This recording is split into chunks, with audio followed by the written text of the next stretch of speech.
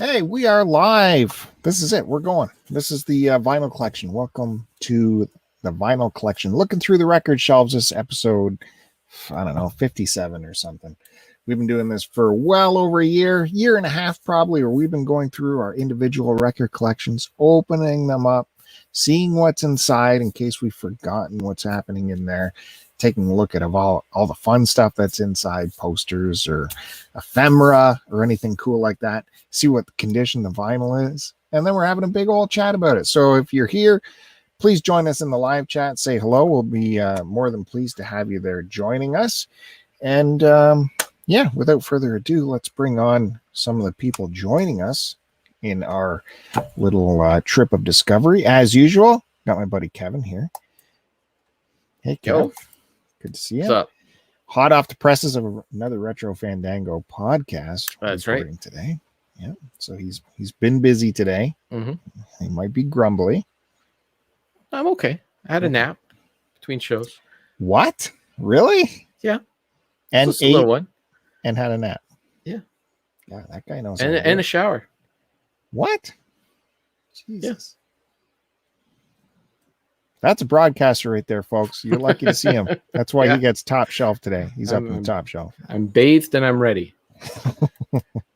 And of course, it wouldn't be a vinyl collection show without the bandiest of Matt Bandy right there.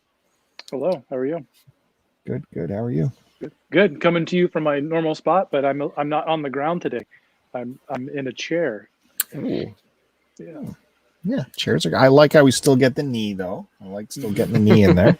This is a rather low chair. It's we just got these new old chairs. We got these from a local vintage shop. Oh, I want to see pair of matching chairs here. Oh yeah. I had one of those in college. They don't make that anymore. Nope. So it's a little mid-century modern, and they sit kind of low, and it's perfect for listening to records. I'm like right here. Nice. Yeah. How much, if you mind me asking, how much did you pay for that chair? For the pair, it was $450. Oh my goodness.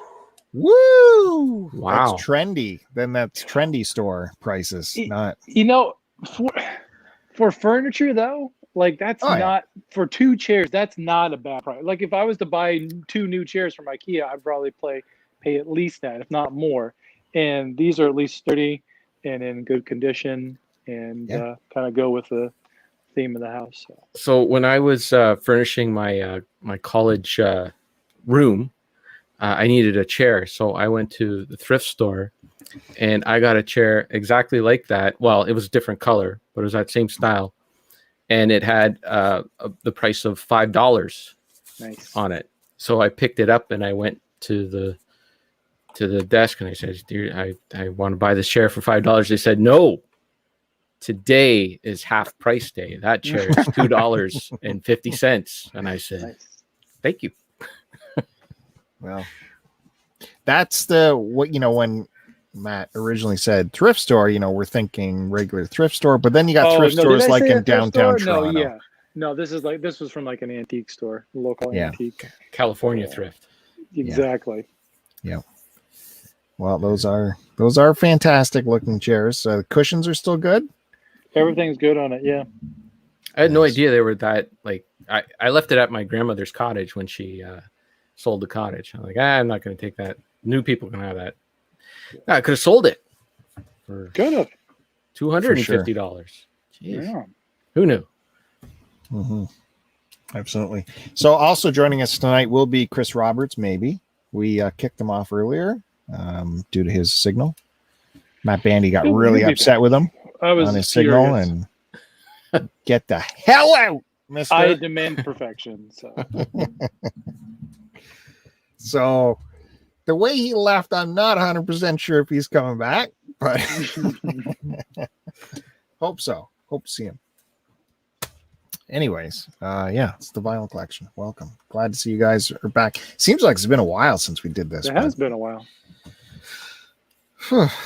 I've been on vacation. I had 2 weeks of vacation, so apologies anyone watching the channel. I haven't seen many updates on the channel. I kind of go into vacation mode on the channel as well as vacation mode at work. because channel work you should do at work, on your breaks at work. So I'm going back to work next week. There'll be more channel updates coming. So look forward to that.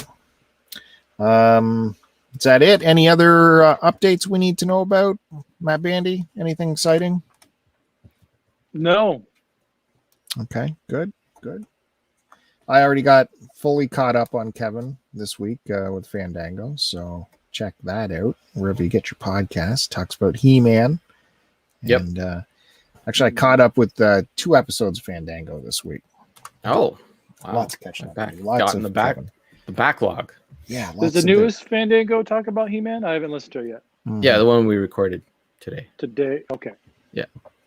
I want to listen to that because I watched it. I got some thoughts on it.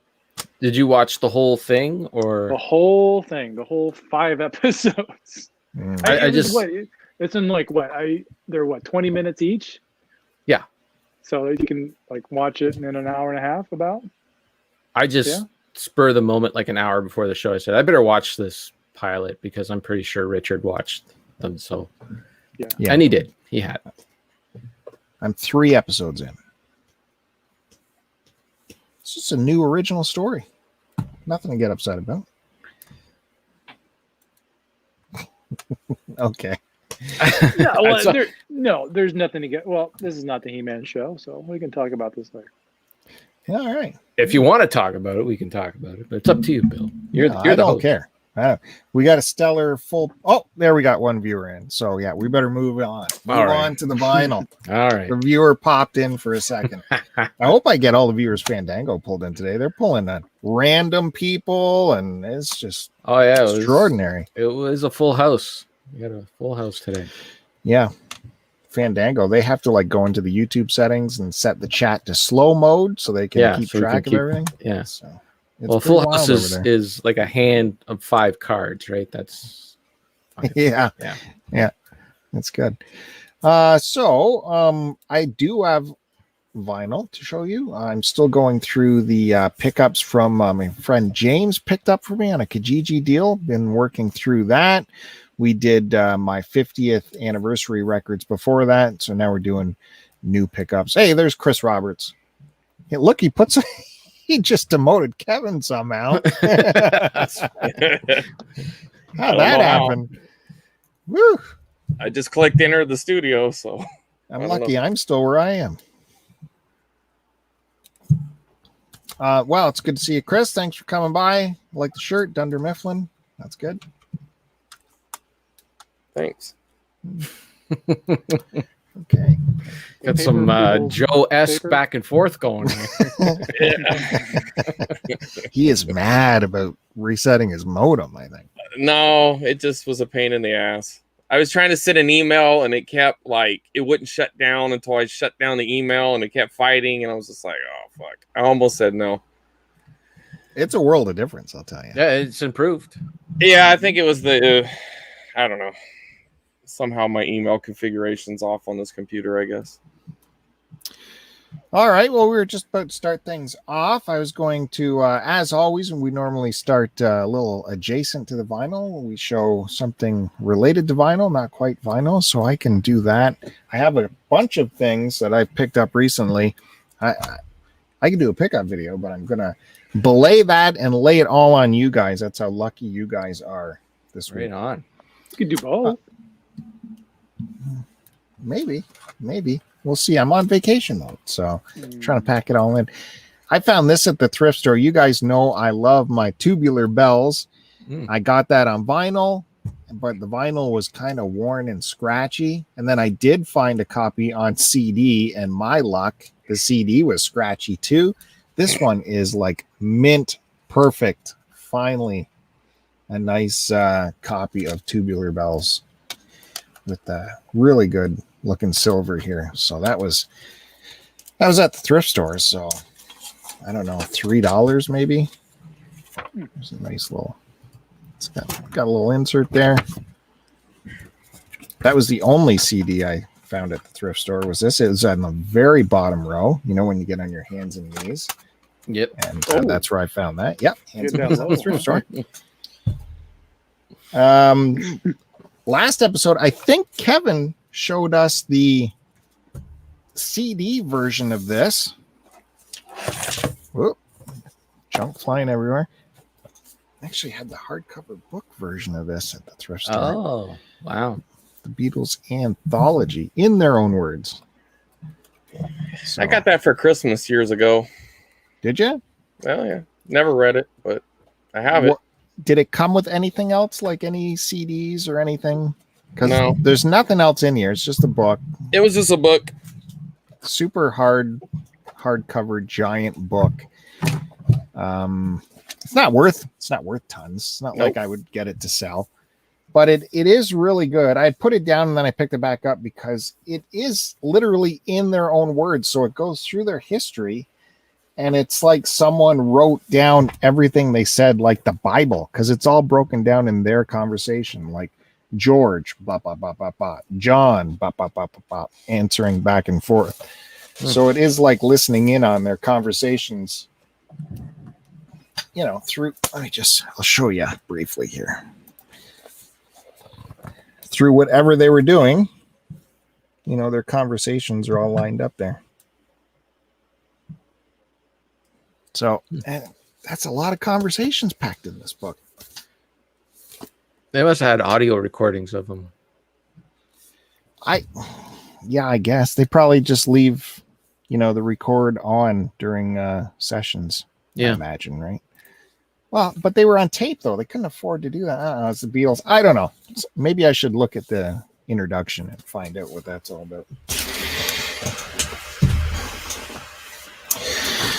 More with the Beatles in the magazine section. There's a Guitar World magazine with the Beatles, 1970, and some other stuff on there. Some other good articles. And there's got to be some guitar tab in here. Still got, that's ephemera. That is 100% ephemera right there. That, you know, I guess I'm gonna have to mention this now because ephemera was brought up. I watched, so there was a new Ghostbusters trailer, right? Yep. And then there's another video where the director Jason Reitman breaks down his trailer. Like he goes through the entire trailer and he's not, and twice when talking about like Ghostbusters, proton packs, and traps, and the PKE meter, twice he referred to all that stuff as Ephemera.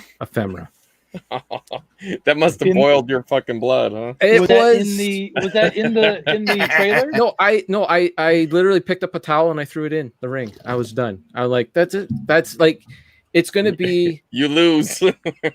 like retro, right? Like everybody uses the Right. word retro wrong. If you look at the literal meaning, like the word retro refers to something like Shovel Knight, something modern, but it's like, but everyone says retro when they're referring to NES games or Super Nintendo games. When those aren't retro, those are vintage, Vintage or classic or something like that, right? But everyone calls them retro.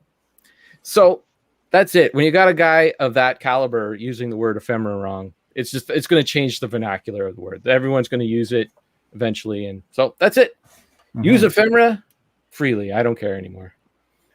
I'm done. I'm a broken man. Hey, I tried to warn you. I said, like, there was some album box set I was looking at where they referred to all of their goodies in the box set as ephemera. That was an official thing. So it's changed. It's the way it is. That's it. Look at the guitar tabs in there. You got some Sabbath, Gobsmack, and Aretha Franklin. Respect. That's an eclectic mix right there. Yeah. I'm too old to bother with tab, but yeah, it's all there. How the heck would you play Respect on tab unless you're playing the melody, I guess, or something? I don't know. Oh, this is hot off the presses too. Speaking of Beatles, George Harrison, All Things Must Pass, is getting its 50th anniversary release next month. Is finally coming out, and it's not cheap. Oh, that's the game I wanted to play with you guys. I saw that. It is not cheap. Let me play with the other two. Have you guys seen it? No. How many discs is it?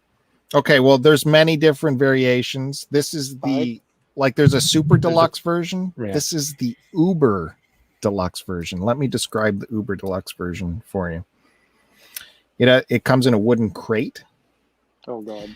It has an elaborate 96-page version of a scrapbook. It also comes with another 44-page book describing All Things Must Pass.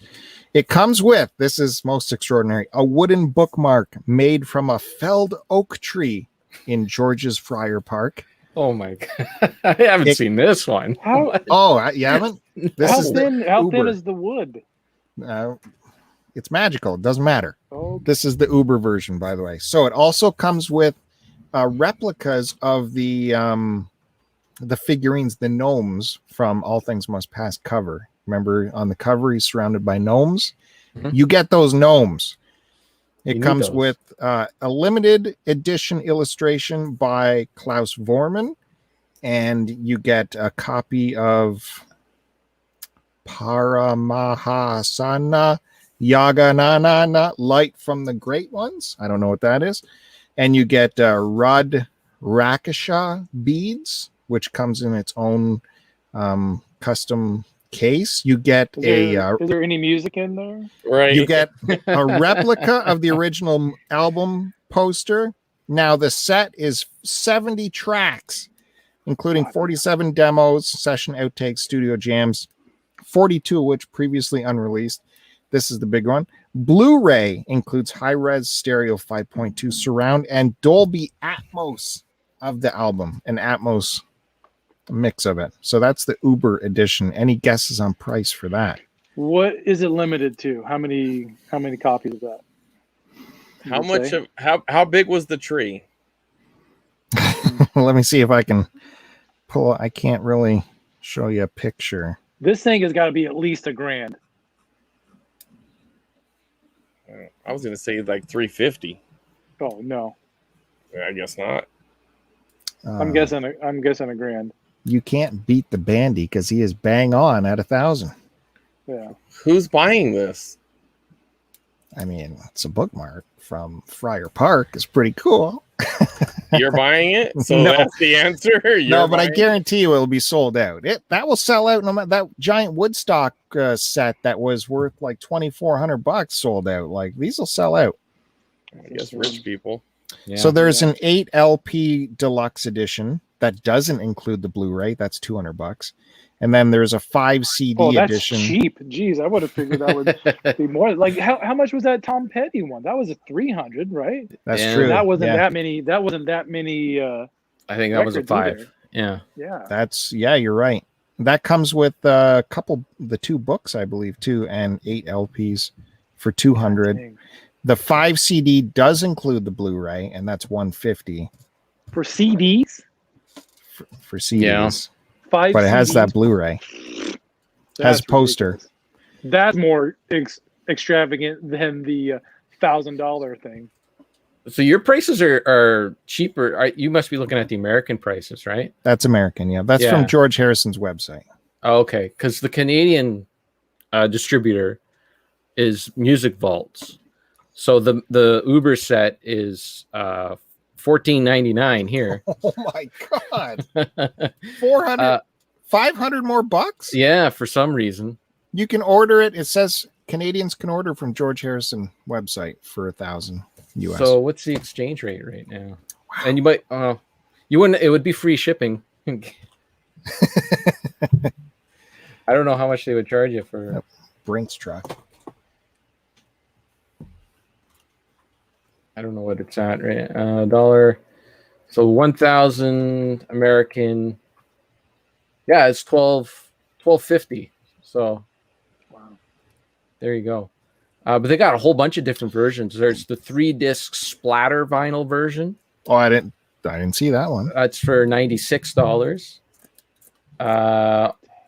The super deluxe 8 LP version is $243.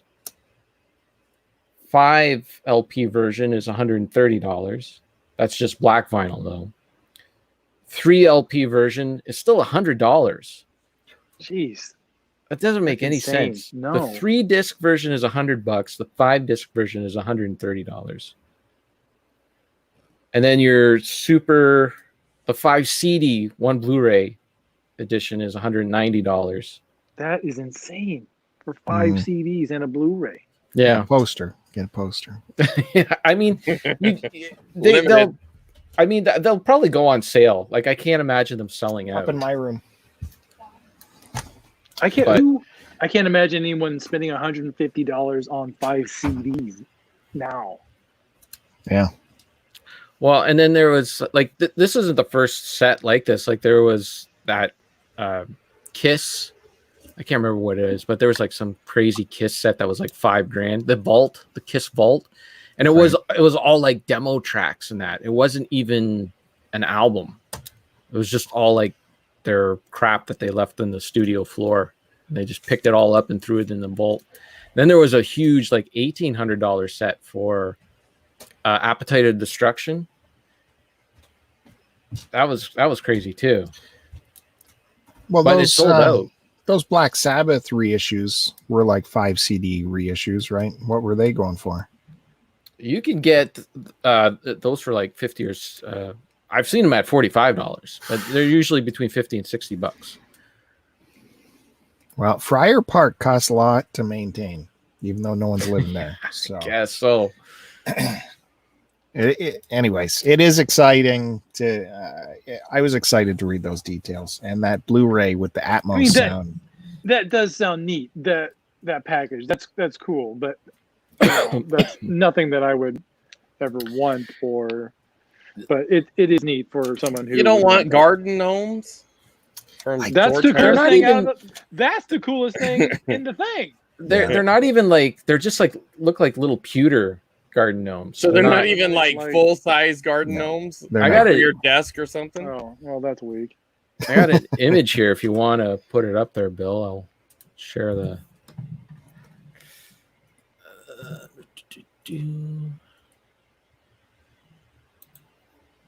There you go. Wow. Can't zoom it in anymore. Yeah, Is that That's the same CDs yet, or picture I that's had. No, that's the okay. Those are just That's- little pewter guys. that's the Uber. You still can't see the bookmark though. No, I don't know where that is. It's just a But there you go. Look at that price. 1,500. Canadians. We're not suckers. No. God damn it. Okay. Well, also going on with the Beatles, I want to let you guys know that Paul McCartney little docu-series, McCartney 1, 2, 3, I think it's called, with Rick Rubin, that's on Disney if you want to check that out. And I saw the first episode, really good. Turn it up. Turn it up Rick loud. Rubin is the guy doing that? Yeah, it's like those classic albums, that classic album show on VH1 where they, are sitting at the mixing board and pulling down the faders and going through each sound. It's just like that, but with Paul. Oh, cool. It's quite good. Also, continuing adjacently, another magazine. I think I tipped Kevin off to these guys doing their Queen pose there. I don't Greta think Van so. Fleet. I don't think so. Kind of like It's another delusion. you did with what's that band? Black Keys. No, I am Black joking Keys, yeah, about yeah, this, yeah. of course, but Black Keys is quite authentic. Oh, and the White that Stripes story. too. Oh, and definitely the White Can't Stripes. trust this guy. Yeah. With anything. So, Swear to yeah. God. Like, why do I even bring new bands to you? You're just going to take credit for it. I'm joking. Of course, Kevin showed us this in the Mars mixtape days. That's right. Yeah. So yeah. Anyways, I like my rock magazines, and they're less than $1, I think, $1.50, something like that. So I grabbed those, and I think that's it. I can move on. I can pass on the vinyl adjacent to Chris Roberts, who put himself right beside me, right here. I did not. Just worked out that way. I bought a huge. I'm only going to show music related stuff out of this, so don't worry. I bought a huge lot of VHS off this guy, and I really didn't know what was in it. I can only see a couple things. His pictures were very blurry, but when I got there, I figured if I didn't like it, I would just say never mind. But there was quite a few, like music related ones in here. So we have like Def Leppard and Historia? yeah, Those music videos? Or yeah, just, it's a bunch of videos on it. I'm assuming it ain't just audio. So yeah, I would imagine it's a bunch of music videos from Def Leppard. I got the wall, which I already have this in the big box, but I don't know. I'll probably get rid of this one, but it's kind of cool. And got AC/DC Let There Be Rock. Nice. It's the only movie powered by AC/DC. It was at the time. Yeah. So Great cover. It looks kind of cool. Love that cover. I'll probably give this one a look first out of them.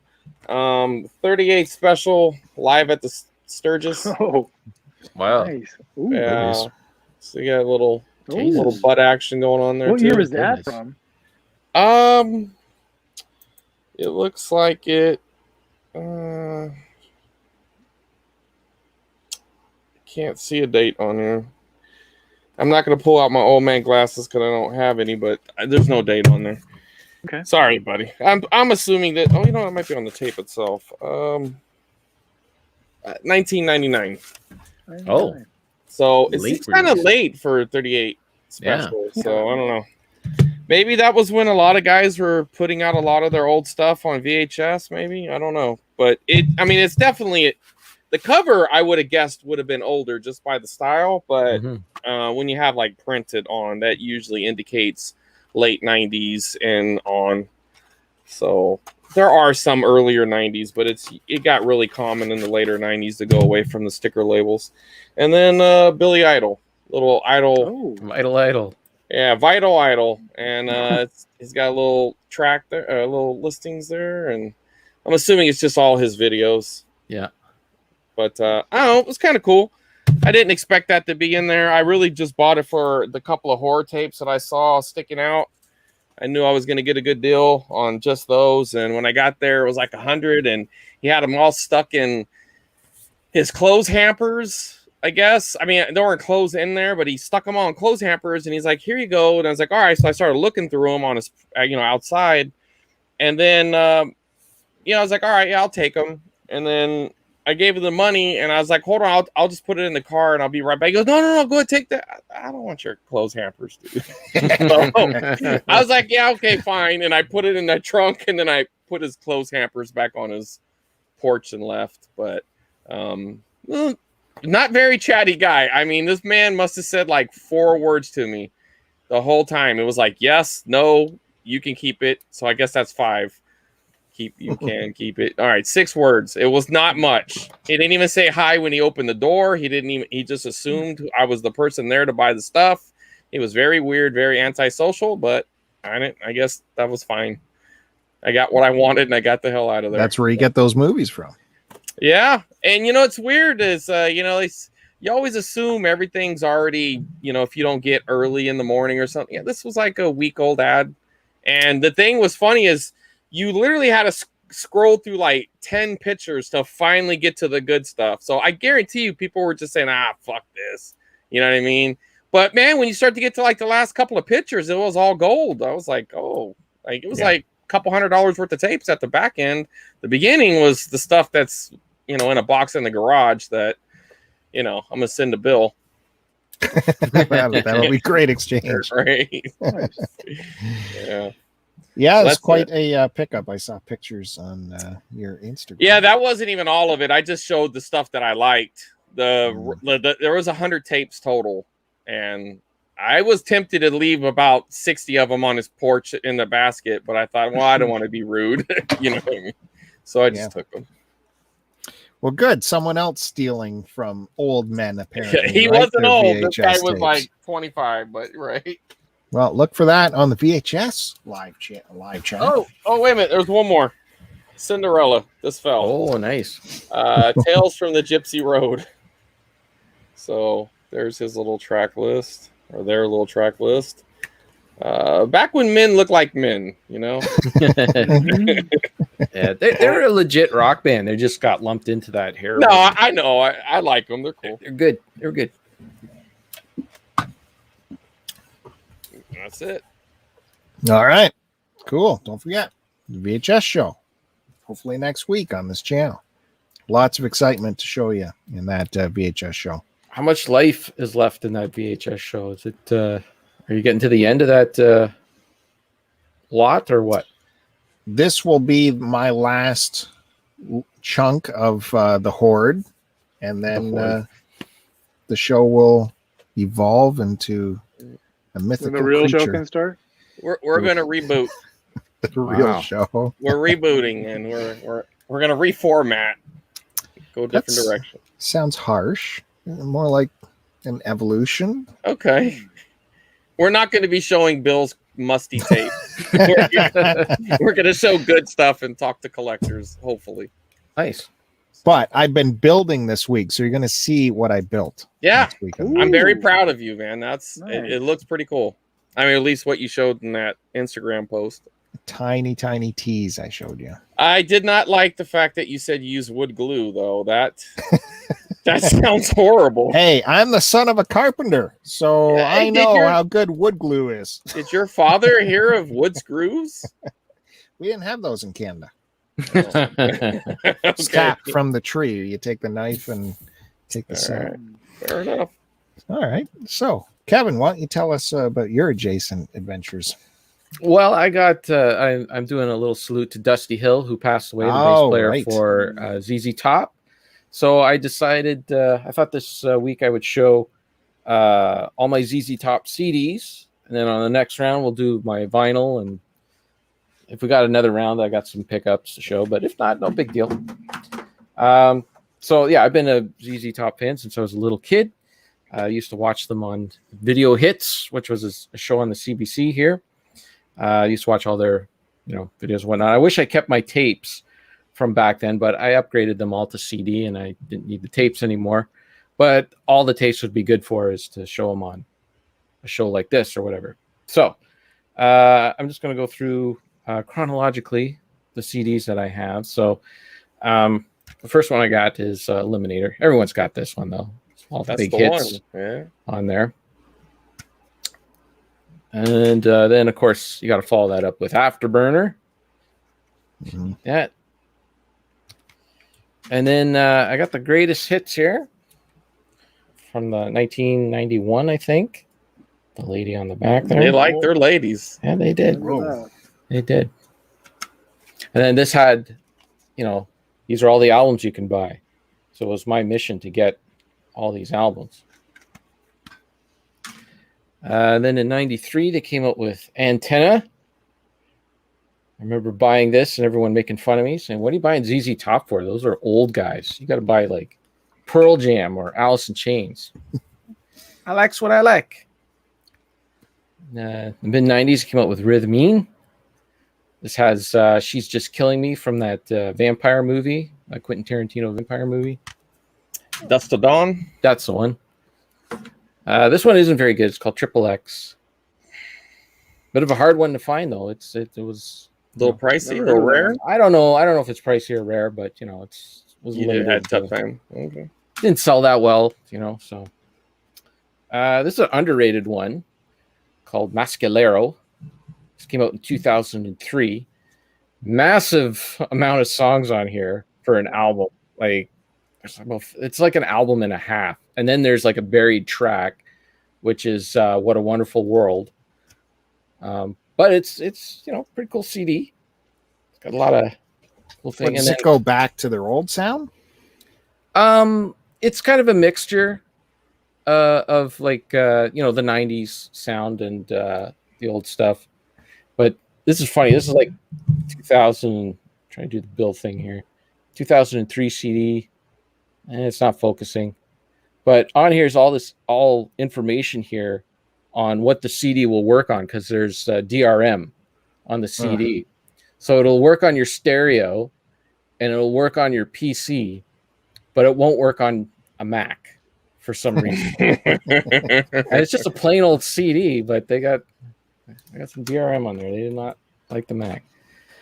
So in 2008, they came out with an expanded edition of Eliminator, which is a CD DVD. I just got this not too long ago. I think I showed this on the show, but it has the album and then a bunch of extra tracks and some live stuff from a live show on the DVD. There's your car. That's cool. And just the CD DVD. Then 2012 is when they came out with their last album, La Futura.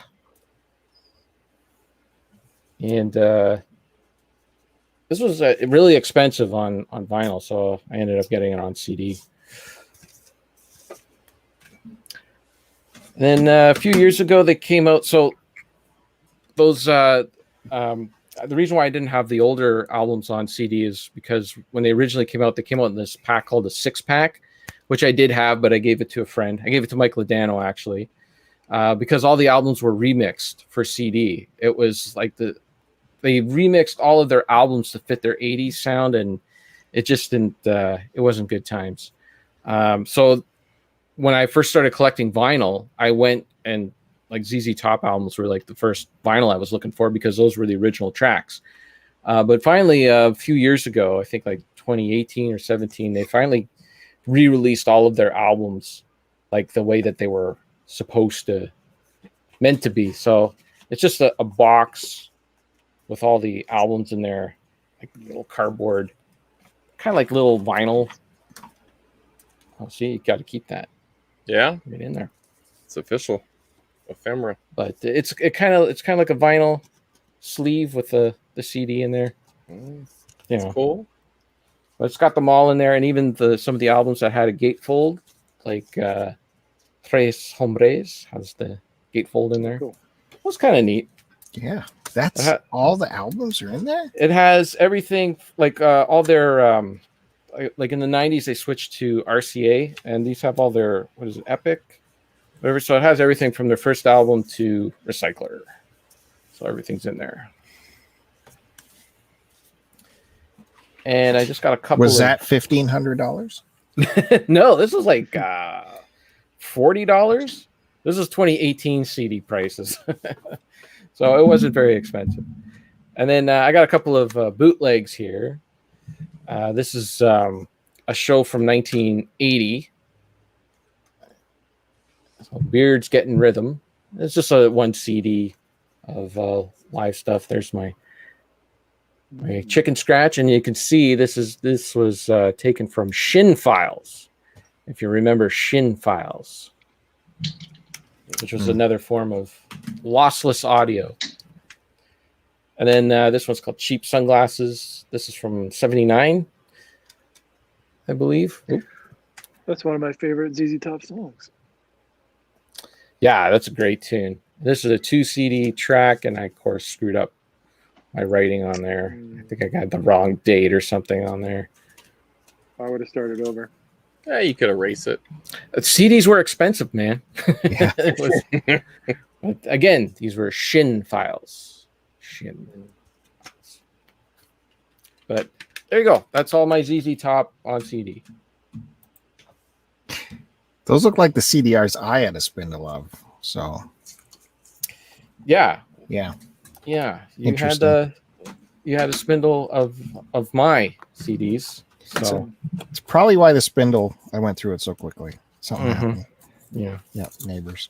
They say what Dusty died from? No, they didn't. They just said he died in his sleep. I know he hasn't been. I read that. He wasn't well for a long time. About 20 years ago, he had hepatitis, either C or one of those hepatitises, and he's kind of been up and down over the last few years. But he always seems to like come out of it, right? Like they would, they might delay or cancel a show or two, then they come back, and this one he was like, they did a show without him, and like 4 days later he was gone. So you think the band's going to carry on without him? They apparently are, with his guitar tech taking over. But he was such a big part of the band. Like he wasn't just the bass player; he also sang. He sang lead on, like Tush was the biggest song that he sang lead on. And he also harmonized too a lot with Billy Gibbons. So he was a huge part of the band. So it's not going to be the same. Like if they carry on with ZZ Top, I'm fine. I support it, but it's just not going to be the same. You think that guy's going to have to grow a beard?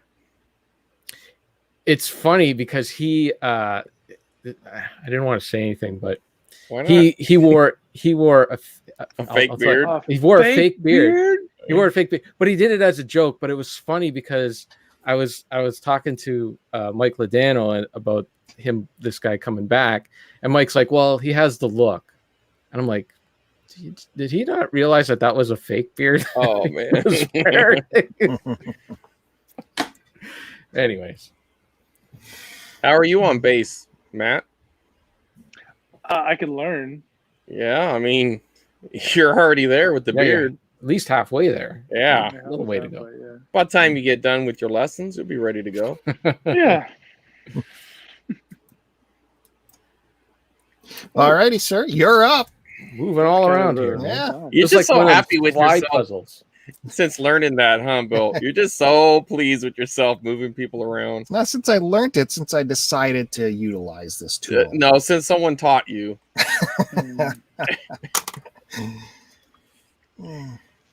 Go ahead. All right. Yeah, I'll go ahead. I got some CD pickups here from one's from a record label, and the others are from Discogs. So I'll show my this one here first. So this is the latest release from Lamp of Murmur, which is a black metal project out of somewhere in the Pacific Northwest. This is, I believe, his second full-length album. This was released on what is it? Not Death Cult? Okay. I thought it was a different label. Anyway, doesn't matter. But I picked this up from Out of Season. They had a few copies in their distro. This was originally, was from a European label, so some of his stuff is harder to get because of where he's an American artist, but his stuff is put out through European labels, so sometimes it's a little bit difficult to get. But they had this on the distro, so I picked this up. This came out last year, but they finally got around to pressing this on CD. So this is pretty harsh, raw black metal, which I've listened to most of it, but not all of it yet. It's definitely not an easy listen, but if you like black metal, this is a cool newer artist. And then I got that should be a challenge to like if it's too harsh for Matt Bandy, if he says it's not easy, then yeah, it should be a challenge for one of us.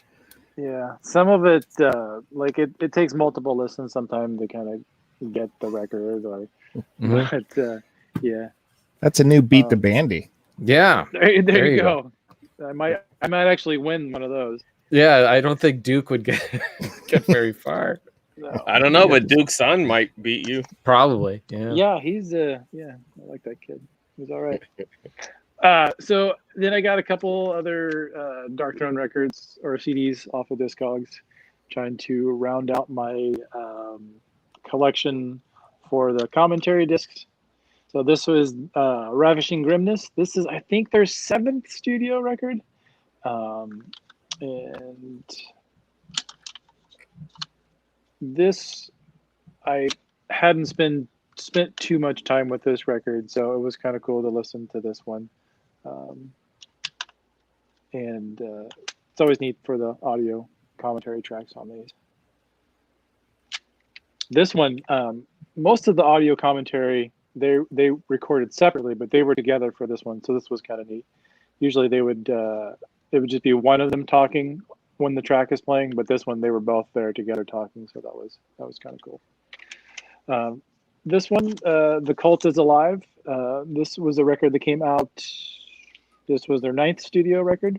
Don't have this on vinyl, but I got it from the same seller for a cheaper price. So this is not a commentary disc. They stopped after Hate Them, I believe.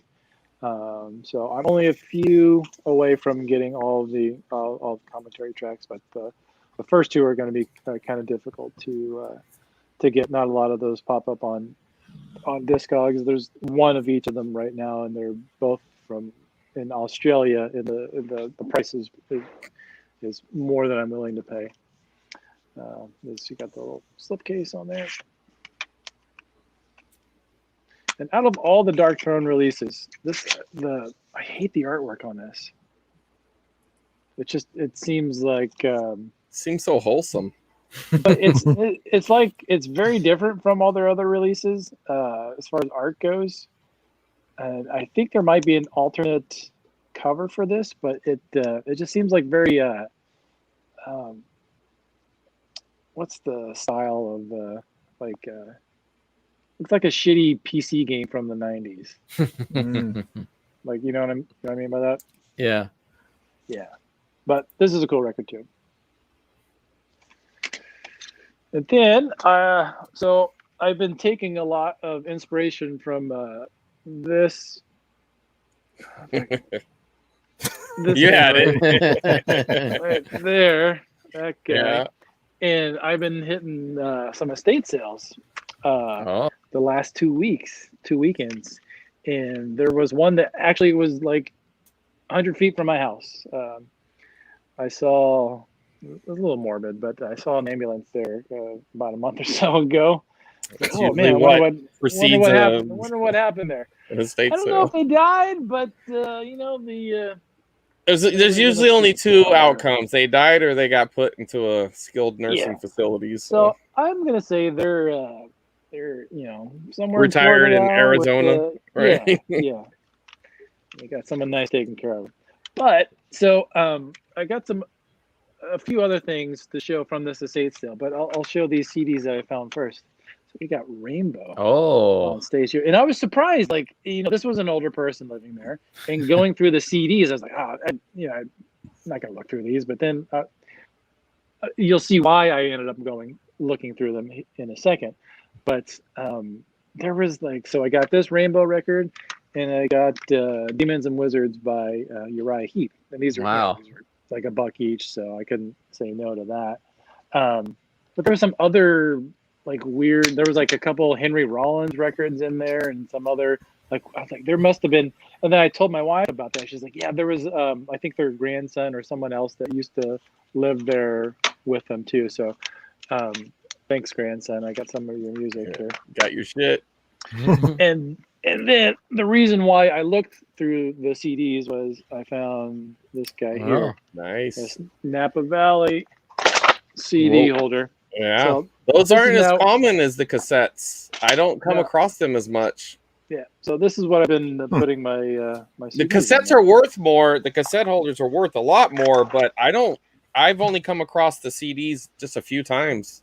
Yeah. So the Napa Valley. Yeah. I price point on this. I paid $2 for this. Yeah, that's a great price. And then I think they go for around $20-$30 on the Bay. Right. So, and then in shipping on top of it, so it probably cost you after you're done about $40-$50 with tax. Yeah. And then they had one of these guys here. Yeah. A cassette box. Nice. Oh, you got yourself a little collection of those now, don't you, Matt? I do. So I and then this was at the same place, and then I went out, to a couple other places. And I found another one. Actually, found two more. So I ended up with 3 of these that day, and the other one's in the bedroom now. But so I'm putting these are all of my out of season tapes. So. Never seen those up here. Nope. Is Napa Valley, is it still in production? I don't know. I mean, I'm assuming so. Is it a California thing? Because there's Napa Valley here. I'm assuming it's Napa Valley in the Bay Area, probably where they were produced. But as far as I know, I don't think they sell them anymore. It's possible, but I mean, do you ever see them at any of your record stores you go to? Me? Yeah. Oh, well, Boo Boo Records, my local record shop, has a cassette one, the ones that you come across. Right, but it's not new, those, but it's not for sale. Yeah, those are originals, right? Yeah, those aren't new. But no, I've never seen any for sale. Yeah, I don't think they sell them. I think once Tower Records and those kind of stores started going out, that was probably the end of it. I used to see those a lot at Tower Records and Warehouse and stuff like that. So that is my vinyl adjacent for this week. Well, speaking of physical media, now stores are opened up here, so I've been traveling around a little bit, seeing what's going on. and went to my Best Buy, which is finally open. Yeah. What happened? Nothing. It's dust balls in there. Our Best Buy is now an appliance store, appliance and cell phone store. Yeah. Half that's, the that's stores. how. Yeah, that's how California is. Most of them are around I went here. to I a mean, you Best have little Buy- sections, but I think last time I went in one was maybe Christmas last year, and there are no DVDs, no Blu-ray. There's like no that type of media at all anymore. None. Like, Yeah. it's all places.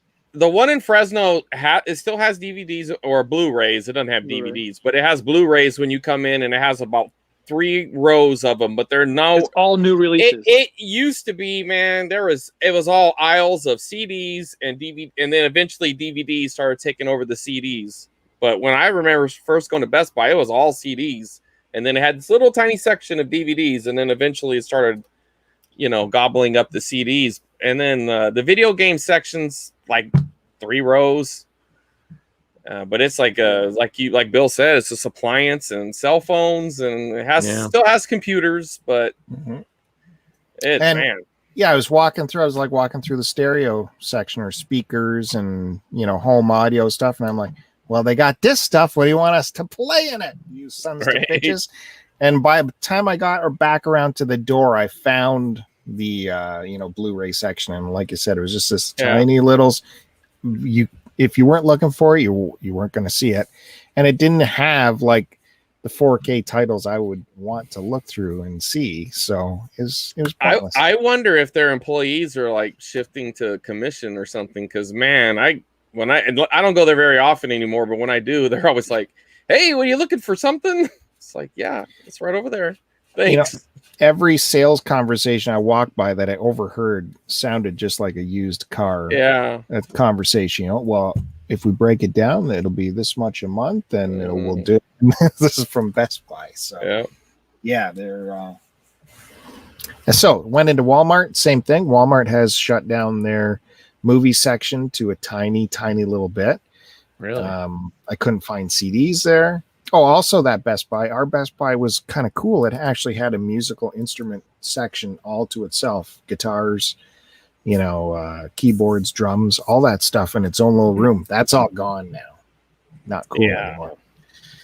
So yeah, physical. I went to a store in the mall today. That's all they do is movies, and they had physical media there, but it was tremendously expensive, like quadruple the price of Amazon. Which, why would I fight through a mall to get to that place to pay $45 for a movie that's $19 on Amazon? I don't get it. Crazy. So physical they have media. some good stuff in that store. Like they got some stuff that you can't find on Amazon, but yeah, you're gonna pay a little bit for it. I like it when they when you try to haggle with them, and they'll be like, well, you don't have to pay for shipping. And I'm like, dude, I paid shipping to get here. Like the shipping's going to be paid both ways, to get here and to go back home. So I'm already paid that part. Can we focus on getting this price down? I'm 100% miserable because I'm in this mall in front of you now. So anyways, but we're here to talk about vinyl. So we can finally show some vinyl records, and we'll get to the end of what my buddy James picked up for me at a Kijiji sale. Let's see what remains, if I can remember. Oh, first I wanted to start with my newest pickups from the thrift store because I thought they were pretty fun, and I want to show them off right away. Willie and Family live. Oh, cool. Double. Look at this. Got the whole, And that's his family? whole family. That's what you do. You all lay together. Wow. That is some serious ringwear on that front cover. Yeah. We got some issues here. Wow. And that's definitely Bill Condish.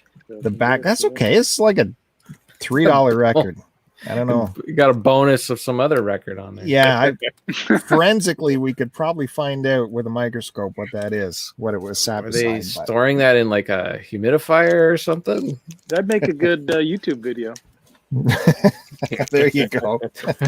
Start a whole new trend. The vinyl is okay, so I was fine with it. And it's this period of the Willie era that is just rocking, man. It's so bluesy and happy and ballsy. Here's the other album, a little bit dusty. I listened to disc 1 today, or maybe it was disc 2. What was it, disc 1? I mean, he kicks it off with Whiskey River, right? Just balls out, and it goes into a medley of Stay a Little Longer, Funny How Time Slips Away, medley into Crazy, medley into Nightlife. This album is awesome. What's Bandy showing here? It's my work computer. Yes. Yes. Well, I talked about that movie Willie Nelson did, I think Honeysuckle Rose, and this is right around that period, and it is so good. Emmylou Harris and Johnny Paycheck show up in this, do some background vocals. Where's Emmylou? Is she on the picture here? Is she in bed with them? No, see, this is mainly a sausage party going on here. Oh, no. Oh, no, wait, there's someone. That might be his daughter. Lady there, yeah. One lady. No, he does introduce his sister at some points. That might be the sister. Boy, that's rough. She's got a rough gig. A lot of dudes there. I like that guy's green shirt. That's cool. Other way. There you go. Yeah, but look at this dude. You go ahead and put your head right in between my legs. Anyways, I didn't even see that. Rolling Stone reviewed it as a little gospel, a lot of blues, and a bit too much Grateful Dead-like improvs. Oh, so that's how great this album is. I just saw a movie with Willie Nelson in it called Thief. Plays, with James Caan and Tuesday Weld. It's good. 2 movies, you're saying? No, one movie with James Caan and Tuesday Weld. Who's Tuesday Weld? From come on, Bill. Tuesday Weld from the Cincinnati Kid. Anyways, and Willie Nelson's in it. Plays the older friend. It's funny because it's from like 1980, and Tuesday Weld refers to him as like, who's that older gentleman? Yeah. And I'm like, man, like Willie, come on. Like, yeah. I know he's playing like an older guy, like an older than himself, but geez, that's been around for.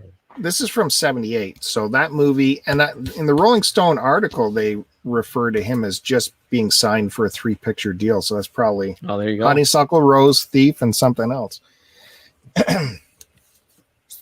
Yeah, that was really good. This next album was a pure blind buy because the cover is so badass. This broad. Jane County. Look at what's going on. Wow. Man, rock and roll. Like punk rock or something, man. Rock and roll. Is it? Yep. Look at that. I was hoping Matt Bandy would have heard of Jane County. No. She is a punk rocker, apparently. She was from the band called Wayne County and the Electric Chairs. Does that ring a bell? No. And it was so badass, and I read the track listing. I'm like, oh, I gotta get it just because it's track listing. Hold on here. Let me put it up so you can read it. I don't want to say it. Oh, fuck by the devil. Cream my jeans. Nice. Fuck off. Right? Yeah. Right? I would. Yeah, that's a good buy. I don't care. Yeah. Have you listened to it? I haven't listened to it yet. No. Ah, come on. Put it on. I had time for this or Willie. So. Well, you've heard Willie before. You never heard fuck off. Or creamed my jeans. How did you pass up on that one? It's Is that awesome or what? It's punk though, so it's punk. Yeah. Apparently rock and roll. I'm not a big punk person, but man, I got to give it a try for sure. I'm surprised Matt Bandy hadn't heard of it. No. Yeah, no. I'll have to check that one out. No idea. I think in New York. She's from New York. Okay. Or she's from Wayne County. Where's Wayne County? Because that was the band name, and she's Jane County. Goddamn dog. You might have to put that in the Matt Bandy pile. It's maybe. All those piles disappeared with the new construction project. That's what happens. That's not acceptable. That's what happens. You talk me into building something, and so now I have a house to hold stuff. So. Wayne County is in Michigan. Michigan, okay. We need to rethink that, Bill. So now 1980 that came out? Yeah, 1980. Okay, on to the last of the James pickups. We got some Frank in New York. The live record? Yeah, it's live from 77, 78. I wrote some notes so I could remember what this was. The SNL backing band at the time appears on here. And even Don Pardo appears on here introducing tracks. You got Paul Schaefer on there then? Must be. Frank's got a good head of hair there. Yeah, he does. So this is a live album from the late 70s, but it does have overdubs. There is some overdubbing, as live albums would do. Does it say it in there, or did you research this? That's what my notes say. Oh, I see. Yeah, I think it does say something like that. How would he pick track lists for those live performances? Will he just play like whatever record he was on at the time? Because like a lot of those, the tracks, they kind of flow into one another, and they don't. Any thoughts on that? Yeah. I haven't never seen him live, so I don't know if his live performance actually did flow together like that. I have a couple of bootlegs of his, so I wonder if they did. But I know like the You Can't Do That on Stage releases where the whole album flows together. That was him cutting it together from different performances. You think he must be doing that with this as well. But 11 songs, uncensored.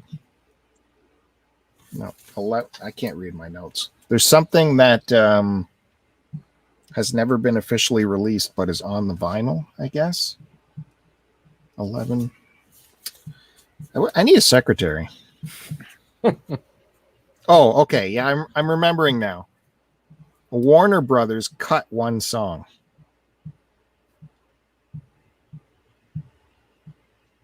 And so that song complete has never been released officially because Warner Brothers got involved because, Frank's lyrics and whatever they didn't like. So, yeah, it was something like an 11-minute song that got cut down in time or something like that. Anyways, this will be a good listen. Oh, we got a sleeve here. Are you hardcore? No, definitely not. The sleeves Bill can dish. This sleeve is not from this record. Oh, weird. That's from the Shut Up and Play Your Guitar album. Huh. So I'm going to check the vinyl here. Hopefully it's the right record. Yeah, it's up in New York. Yeah, he did a series of like guitar albums, which are just him shredding on guitars, and that's what that sleeve is from. Okay, see, there's a little hidden Easter egg in there. Wrong sleeve. Anyways, that's also why Frank often said he was at war with Warner Brothers, stuff like that.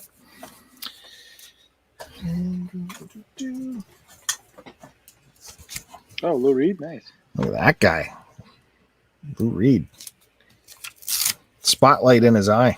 This is from 78. This is got live stuff and studio stuff on here. The live stuff, they muted the audience. I don't know. I guess maybe they wanted to trick them into the listener to thinking it's not live. It's just, can they tell the difference between studio and live recording? What is that on there? Oh, more grandma pubes? No. It's like a bottle cap or something. Someone stuck it on there. I'm sure that's surface only. Nothing else in there, just regular sleeve.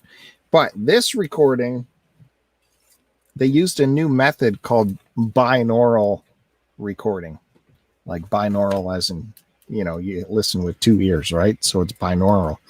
Apparently in the studio, they would set up like a mannequin head where they would perceive the audience or like the listener to be in the studio, and with two microphones where the mannequin's ears are.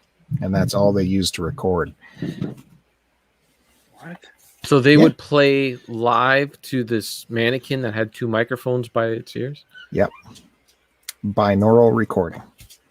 That's So apparently the how it is. listener was supposed to experience like they were sitting in the studio? Yep. Stereo binaural sound recording. Hey, they were experimental. Who read, man? Yeah. There, you learned something. I did. God, I'm impressed you took notes, Bill. Jeez. My memory, so I'm like, I gotta, step it up a little bit. My goodness. The rest of the panel here. So actually, did I say I took notes? That's just off the top of my head. Musicology, How did you not become a lawyer with your BS? Like, no money for tuition. Oh, Yeah. You couldn't get a grant? No. So that I will pass it on. If that's a good. Did I only do 2 records? Maybe no, I did 4 records. Yeah, You did a few. okay, that's good. I'll let Chris Roberts take it away from here. I got nothing. So He's just hanging. I'm just hanging out. I mean, I got you want to talk about Dinosaur City? Ooh. No. Dinosaur City. Is What that is the it? old TV show, Dinosaurs? No, it's a movie. It's an actual movie Oh. called Dinosaur City. And yeah. I mean, I guess it was some sort of kids movie. I mean, I'm assuming. I don't think this was meant for adults, but it was one of these weird tapes that I didn't know was going to be in that box, or I mean that hamper. So at the bottom, look, they're high-fiving each other and they're saying, "Give me claw." Worth it. Yeah. So anyway, now go ahead. We'll pass it to Matt or I think Kev's next. Kevin. On the Yeah, rotation, I right? couldn't tell how the rotation was. Okay. I'll get to my ZZ Top vinyl. Some of this I have shown, but most of this, I don't believe you guys have seen. Maybe you have. I don't know. We got so I don't have their first album on vinyl, but I got their second. It's Rio Grande Mud. That's their second? Yep. Look at that. That is some old school record show pricing. $4. There you go. That's what I'm talking about. I wish that they were still that price, but now I don't know. I never see this record. Yeah, out I've never there. seen that. Never seen that before. I see Trace Hombres quite a bit. Yeah, but 'cause nothing that one- earlier than that. Tres Hombres sold like a ton, right? Because it's got like grunge on it and Waiting for the Bus, and those are big hits. But this one doesn't really have a hit on it, I don't think. It's got Francine and Just Got Paid. Which are sort of like FM radio hits, but nothing really else on here. But this is a great bluesy rock and roll album. All their 70s stuff is great bluesy rock and roll stuff, but this one in particular is really good. They really found their stride. Like I think their first album's okay. It's not that great, but that second album was sure they really found their stride. Here's Tres Hombres. That's the guy. And yes, we saw this, but this one, I don't have the gatefold on it. I think the gatefold is rare. Oh. So that's why I don't have it, because it's rare. Checking mine. But these are all just black vinyl. I'm not going to take them all out. They're all good times. But yeah, Does it go like this? Oh, there you go. Well, there you go. You can give Uh-oh. that to me now. You don't need that. But I do have the gatefold of For a second, I Tejas. thought it was just his copy wasn't glued together. Have you seen the inside of this? Yeah, I got it on the CD. Oh, Yeah. okay. This one is crazy though. Gotta be careful with all this. So this is like the vinyl insert there. So it's And you got your lyrics. This is a really underrated album, Tejas. Again, that it one didn't I really. come across often, but every time I come across that record, it is thrashed. Yeah, it is not like it's. Let me get the record out of here so I don't wreck it. It's kind of the way it's designed. It's a little fragile. Like it's folds out. Yeah, that's It's all right. Like this Yeah. craziness. Oh, And I it's don't want to it's rip mine. yeah. You don't want to rip another one. I don't even know how this. Oh, is it supposed to be stuck in the middle? No, unless you got a little too excited with it or something. Right. No, it folds out. Everything folds out. Oh, mine's stuck in the middle here. Oh, something happened. I think you should be on the big screen. We should hear. Yeah, let's see him ruin this record. Yeah. There we go. Oh, I don't Come on. see. Come on. You're sure that opens? Dude, were you not paying attention? I just showed it to you. It opens. You guys, you only got one How do you one get the top record there. up There's then? 3 guys. Well, what's it stuck? Is there not a latch or is it? Oh, Oh, dude. Oh. Oh, listen to it. Oh. that's Oh. good. just She gave away. Look at There that. you go. Wow. You're good. It's fine. A little bit of red rash Oh, there. Jesus. Well, Thanks, Kevin. at least now you know. Then what the hell does it? Oh, And the record's in the sleeve there. yeah. Yeah. All right. Okay, next up is Fandango. Talking about half studio and half live. The first half is all live, and the second half is studio. This one with Tush on it. I don't got that one. Yeah, that's a good one. There's another one. Yeah, you don't see too often. But again, I was looking for these. Like, as soon as I was getting into vinyl, I was looking for these because, on CD they were just crap. This is Delugo, the Gello. I think that's how you say it. Let the Californian say it for us. How do you spell it? Deguello. Deguello. Duello. Deguello. Yeah, it looks Spanish, huh? Yeah. Duello. Yeah. Well, yeah. All their a lot of their albums are Spanish, like Tejas. But this is one where they got the saxophones out. Lone wolf horns.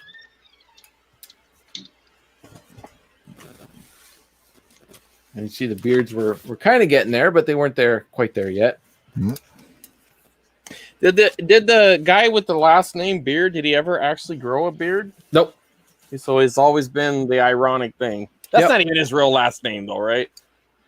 Yeah, no, it is Frank Beard. Come on, that's awesome. Here's El Loco. This is where they started to introduce a little bit of the synth in their sound, Ugh. but it is a good album. Always Party liked that on the cover, Patio. too. That's cool. What's that? Always like the cover there. I thought that picture was neat. Yeah. It's a cool picture. And then of course we got Eliminator here. You've seen that a million times. Funky logo in there. But you need the single for Legs. Can't Oh yeah. Voltage. Can't go without that. What's What on the else other is side? on there? Yeah. Oh, Just Lagrange? Lagrange. Oh, cool. Yeah, so it's got some dance mix of Legs. It's not even like the album It's not version even of the real Legs is- song. Yeah. What, 7 and minutes it's long? very Wow. cheesy. Special dance mix. But Is it a dance mix Lagrange too? no, it's just straight up Lagrange on the other side. But they did this weird thing with singles. They would put the slot on the top. Oh, on top. So like on the side. Oh, boy. Sarah's got a bunch of like Duran Duran and U2, and they're like that. You pull them up from the top. Got the Afterburner. Got to get that because you just find it for like $3 anywhere. And then I got some bootlegs here, of course. Got Live in Germany, 1980. I just picked this up at Christmas time. A lot of 1980, 79, 80 shows are easily available for ZZ Top for some reason. So there are the inserts. Oop. This is you can find the video for this on YouTube as well. Who's the distributor of that? What bootleg company? WDR, Ear Music. I don't know. All the music on here has been mastered for vinyl, though. Just so you know. I'm not going to take the records out. One's wanting to come out. There you go. That's all your stuff in there with your writing in there. And then finally, I picked up this one in Montreal. And this is another show from 1980 at the, what is this? Air something, 180 gram vinyl. Unofficial bootlegs. They're fun. Is that like a unofficial bootleg? Is there an official bootleg? Yeah, I think there are. Aren't like all bootlegs unofficial? Yeah, I got some official bootlegs. Okay. I do. What? I don't know why they're called bootlegs, but yeah. Well, like I got like a Coney Hatch album that's like it's a live Coney Hatch album, but it's all done up like a bootleg. If that makes sense. That's because no one bootlegs them. Well, they bootleg it. They bootleg themselves. That's it. That's everything. Interesting. That's my salute to Dusty Hill. May he rest in peace. Yeah. What is their first album? First album. First, it just ZZ Top? Yeah, ZZ Top first album. That's what it's called. Okay. That's clever. Uh-oh. Cat on record player behind Bandy. Well, this is the receiver, which it still pisses me off that they jump up on here, but I'm kind of stuck. I don't know where else to put it. You know what you're going to be sticking on top of that receiver, though, or underneath it? Oh, you got the spot right there? Oh, yeah, man. it's going to go, or on, yeah, it'll be, I'm looking forward to that. Yep. I would show it, but I already loaded it in the car. So. You have to wait for the next episode. Yeah, teaser. It's already in the car, Matt, so load it up. I didn't want to get halfway to your house and realize I forgot it. I don't have any new vinyl to show this week. No new pickups this week. But I'm going to go back into my box of 7-inches. Oh, we finished with the We finished with the D's. Go ahead, Chris. So there was no. I'm sorry. Did I miss the vinyl? Didn't you say there was vinyl at that estate sale? Yeah, I didn't get any records. Oh, you didn't get any. Okay. Nope, no records. Yeah. All right. So we finished with the D's. Last one I showed was the Needle in Your Neck by Drug Test. So now we're on to the E's. What was the vinyl that you turned down at the estate sale? I don't think they had any. Well, there was a few estate sales that I went to. A lot of it's old timey stuff, man. Yeah, it was like I know right away if it's worth looking through. If it's a bunch of Tijuana brass and like big band stuff or Mozart stuff, I'm like, okay, it's not even. There's so much, so many things I've never even heard of. Sometimes I'll just do a quick through it and How did Herb Albert sell so many copies of the Tijuana brass? Like, ow! Maybe they gave them away. But yeah, no, very, very seldom do I find any music at estate sale. That's why I was surprised when I got that Rainbow and Uriah Heep CD. Doesn't it drive you nuts though when you see that stuff? Like you go there and it's just like garbage, and then you find like they'll have like one random Foghat album, and you're like, oh man. There's like 100 of them here, but I know if there's one Foghat album, there's got to be something else in here. Yeah. Now you search through it all, and that was it. That was it. Let's see. I usually find in those stacks the things that'll get me going will be like novelty albums. Like one time I was going through like I don't know, a bunch of Lawrence Welk and crap like that, and then it was like We Are the World, and I was like, oh, it's kind of cool. I took that out, so now I'm like, well, is there another thing like this? So I go through it, and no, it's just We Are the World. That was it. Okay. So on to the E's. Not too many E's. Only got a handful of E's here. So the first one I'm going to show is a band from Australia. This is a power violence band called Extortion. The name of this record is called Control. I haven't listened to this one in a long time, but it's got some. I got some good song titles on here to maybe rival some of Bill's.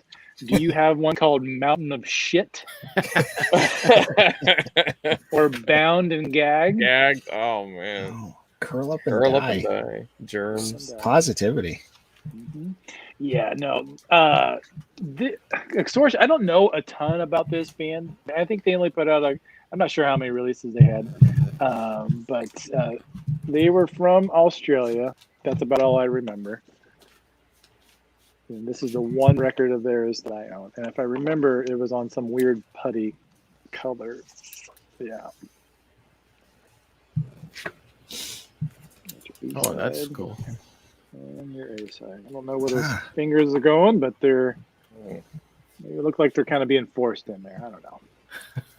Power violence. Power violence, So this is like just very, very fast hardcore, usually pretty short or short songs. A lot of times, but not always, lean pretty lefty with some of the lyric content. A lot of power violence seems to be a little more political than other typical, just normal punk or hardcore stuff. But I'll have to listen to this one again. It's been a long time since I've listened to this record. And all their, I'm not sure who the artist is, but I remember all of their releases had this guy's artwork on it. It was always kind of unique, where you could, kind of stood out a little bit. Okay, next. Okay, that was the only E record that I have. Wow, that was it. That was the only E. That was a fast letter. That was a fast letter. Yeah, not too many E's. We'll go into the F's. I thought I had more E's. Okay. Next album here is by a band called Face Reality. They were a Michigan band. I think this was their only release. This was kind of a late release for Youngblood Records. But here was an awesome label out of the Philadelphia area. They were very prevalent in their releases in like the late 90s, early 2000s was kind of when they hit their peak as far as putting out records. Youngblood is still around, but I don't think he releases records anymore. Sometimes he'll put out some stuff from the back catalog or do some clothing releases, but he's got a family now, so he doesn't have time to dedicate to a independent record label.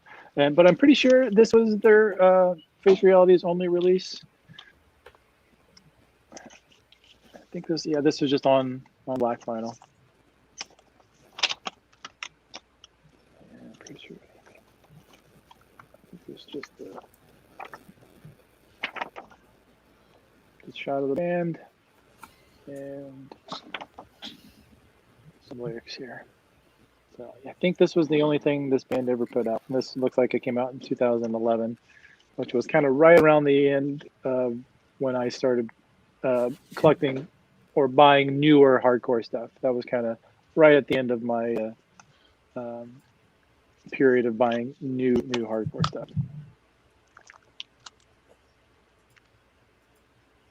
I'm not sure, me. Talk to my daughter. Next release is by a band called Faded Gray. Army of Kids is the name of this release here. Faded Gray was I think they were from Arizona, if I remember correctly. Early 2000s melodic hardcore. And it's been a long time since I listened to this. To this on Black Vinyl, we got a weird little bit of male nudity there. Looks like a shot of the band looking like some Vatos.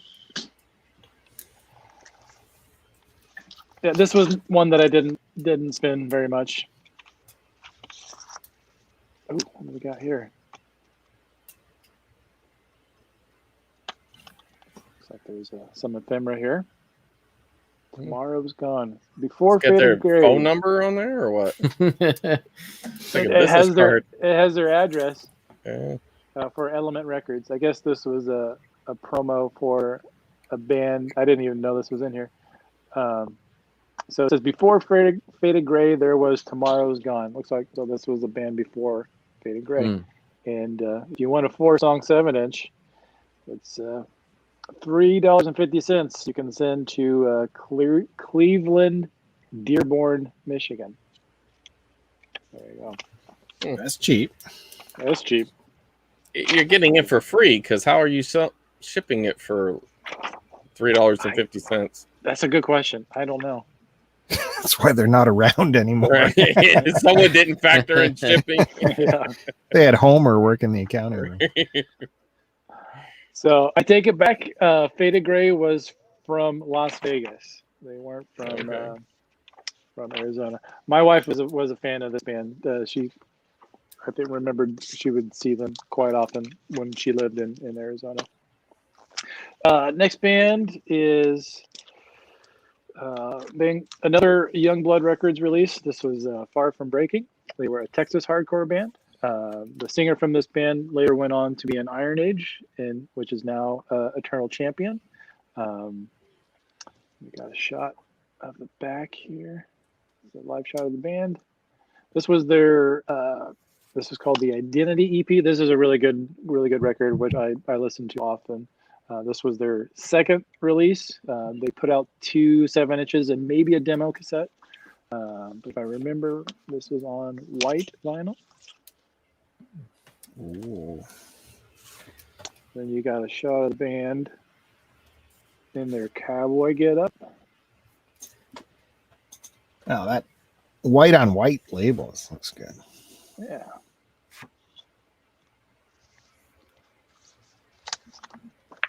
And we got some lyrics and just shots of the band here. I never got a chance to see these guys. They didn't tour very much, and they broke up not long after this record came out. So this was they were also a straight edge band.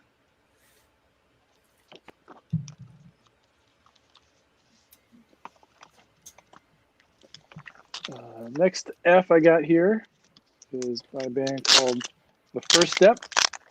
This was their final release. This was their swan song called the Connection EP.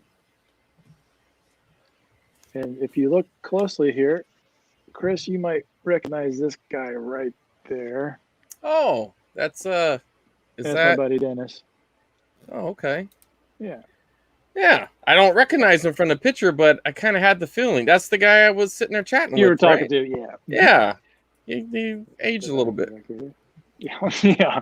So this record. Dude was a really cool dude, man. I had a good time chatting with him at your birthday. I think this is on blue. Yeah, on blue. It's translucent blue, so you can see. Nice. Yeah.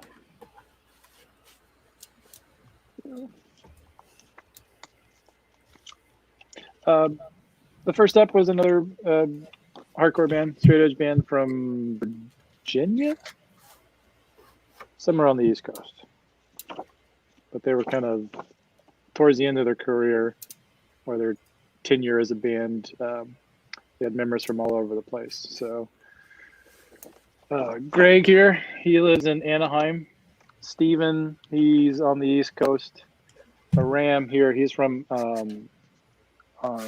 he lives in Canada. He lives in what's the city on the West Coast? Vancouver. Vancouver. Thank you. He lives in Vancouver. So they when they would play shows, they kind of had to coordinate their schedules with the I got guys living on the opposite ends of the United States. And so the last one I'll show here. This was a band from Milwaukee called Focus Minds. This was their first release here on 6131 Records out of Los Angeles. Oh, you got a download card here. Get it. It'll be interesting to see if this one actually. I'm going to try this one myself to see if this one actually works. Because this is a Bandcamp top card here. That's for this is kind of early for Bandcamp to for one of those download cards. You don't see that too often in a release from that time. So this was a tour pressing of this record. I remember getting this at Sound and Fury Festival in 2011. Jeez. And this is hand numbered 67, number 67 out of 100. That's cool. Yeah. Not sure if this man's still around. I remember liking their set and thinking this record was okay. You got your lyric sheets in here. And a shot of the band. So here we go. I will pass it on. Oh, all right. Yeah, Kevin was asking me earlier if StreamYard is still free with all their new promotions and stuff going on. I'm wondering if we're even broadcasting the way this thing is burning up YouTube right now. Are you kidding? Do we chat? We got 0 viewers. Is there confirmation this is on? Is there must be something going on with the Olympics right now. Maybe they're on fire or something like that. Literally mackerel. Come on, guys. Well, you did something because Denise hasn't been here for months. Oh. I mean, where's Mrs. Lola Bob? I know. She checked in afterwards with us for the VHS show. She left a comment. That's good. Appreciate that. It's the VHS show that's killing us. People are burnt out after that. Man, I need to recharge before I get back on the STC train. There you go. We just had one for half a second. Yeah. I think that might have been me because I was checking to actually see if we were, but it says it's live. Yeah, it's live. I'm looking at it on my phone. Well, that chat is going crazy. Jesus. Maybe I'll check. Let's see. You'll get your views in the replay, Bill. Golly. There you go. I'm like buying records just for this show and no one's watching. I'm watching. There you go. We got some chat action happening. Oh, good to see. Is it Peter? No.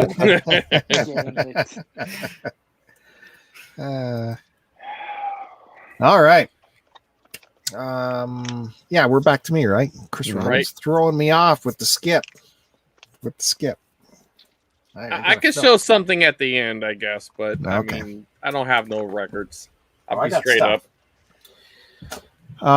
Where was I? Oh, I went to my little antique store there. Well, it's a big antique warehouse, and there's a small record dealer in there, and he regularly puts new stock in there. So that's where I was once we finally opened up that location and we could go there.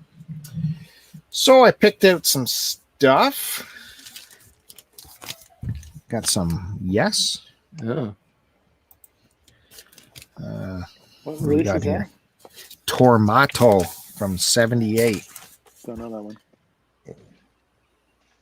I don't know this one either, but I remember when Rush was inducting Yes into the Hall of Fame, I think Geddy Lee referenced this, trying to learn it. So that was kind of enough for me to give this a blind buy. Yes, from 78 can't be bad. This is the last album with John Anderson and Rick Wakeman on keyboards. Oh, Rick Wakeman played? Oh, never mind. I knew that. Jeez. Sorry. There's a sleeve, has a little bit of weird artwork on it.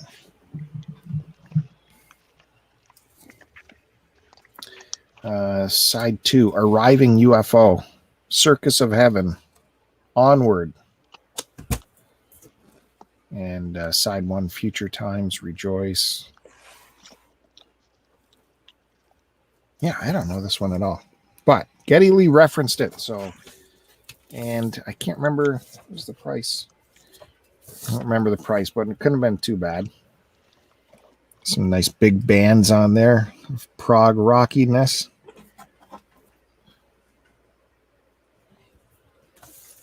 So that was from 78. That's the last album with Wakeman. This, yes, Fragile, is Wakeman's first album. Their founding keyboardist, apparently, he was trying to do, he wanted to play different instruments. He wanted to expand his role in the band. And they kept saying, no, you're good on the keyboards. So he went, well, piss on you, I'm leaving. He left. Wakeman comes in, and they pump out Roundabout on Fragile. So I think that guy missed an opportunity there. Mm-hmm. This artwork is by Roger Dean. You know Roger Dean? He would do most of their art for Yes albums. I'm trying to think if he did that Tormato one. Anyways, it's the artwork is like a creation myth. This Earth or planet is breaking apart, and this is like a space arc. You can see it over here too, taking people to their next destination, I guess. Well, that looks like what was the Star Trek where they built that? It was like that was Deep Space Nine, right? Where Cisco built that ship.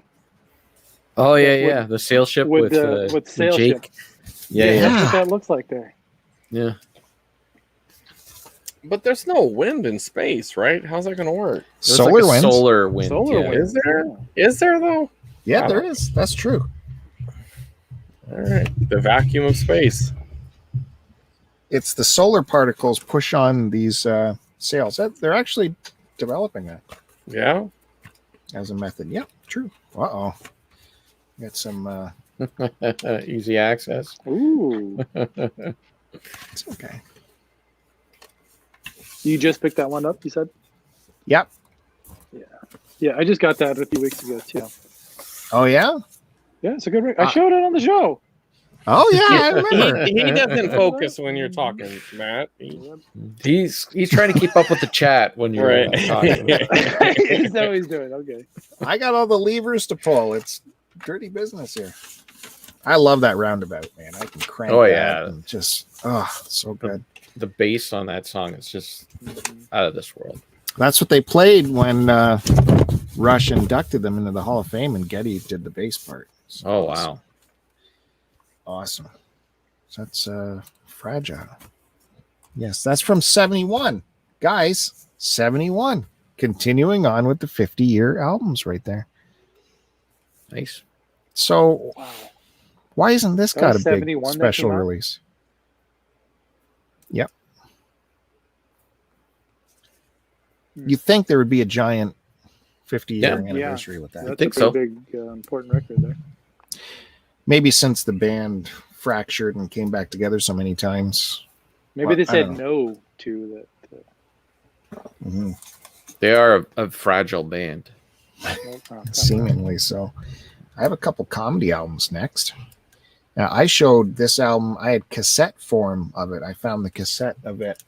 If you guys recall, when I showed it on the show a while It's ago. not Cosby again, is it? Because we're going to be in trouble. Oh, there you He's go. out. Yeah, that's good. There you go. Yeah, Nice. good stuff. I've never seen those before. What do we got here? So Eddie Murphy, this is from 82. That's his debut album. Oh, wow. And what's that say? Album contains language that may be offensive to some. And if you guys remember, I showed the track list off the cassette. It definitely doesn't hold up. Yeah. Oh, Yeah. boogie in your butt. That's an actual song, right? Yeah, apparently that charted that's a bit. the song. Yeah. You know, it was awkward during the was it the Oscars when they had Meryl Streep or Streep? The fuck's her name? She was like acting like she knew the song. It was so awkward. No, it was the Golden Globes, I think. Hey. But anyway, she was acting like she knew that song. And I'm like, dude, what? You don't know nothing about that song. So he put out a song before Party All the Time? Yeah. Wow, didn't know that. But Party All the Time was supposed to be like a legit dance track. That was Yeah. more of like a comedy song. But it went on. Gotcha. They used to play it on the local radio. I used to hear that all the time. What was it called again? Boogie in your butt. I forget that. On Columbia Records. Pretty risque for Columbia.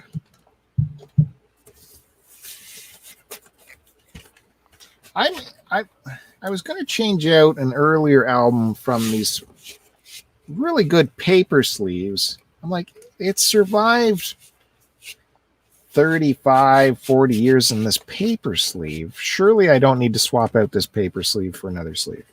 Yeah, just leave it. It's a comedy record. You're not understanding the sleeve thing. It's to preserve the ones that are like that have artwork on them and that. So the record doesn't ruin the sleeve. Not that the sleeve's not going to record is- ruin the record. Right. Mm. That's the purpose. I guess the only way it could is if it got wet, right? It could stick to the record. Yeah, I mean, That'd be as long Water as you would don't get ruin it it. wet. Yeah. Right. don't- So Eddie Murphy, Comedian, that's his second album.